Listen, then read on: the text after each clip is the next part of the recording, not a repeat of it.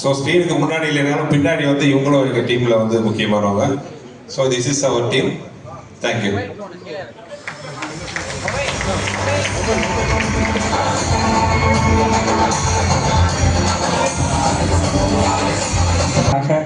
வருகை தந்து அமர்ந்திருக்கிற மத்திய அமைச்சர் அண்ணன் எல் முருகன்ஜி அவர்களே மற்றும் இங்கே வருகை தந்திருக்கிற அனைத்து பெருமக்களே, உங்கள் அனைவருக்கும் என்னுடைய முதற்கண் வணக்கத்தை தெரிவித்துக் கொள்கிறேன்.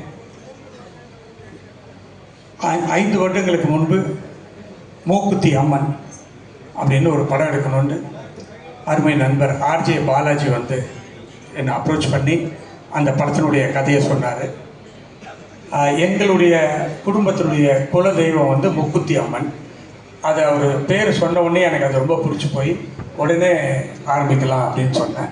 அப்போ அம்மனாக நடிக்கிறதுக்கு யாரை கூப்பிடலாம் அப்படின்னு முடிவு பண்ணும்போது த ஒன் அண்ட் ஒன்லி ஒரே சாய்ஸ் சொன்னது நயன்தாரா அவர்கள்.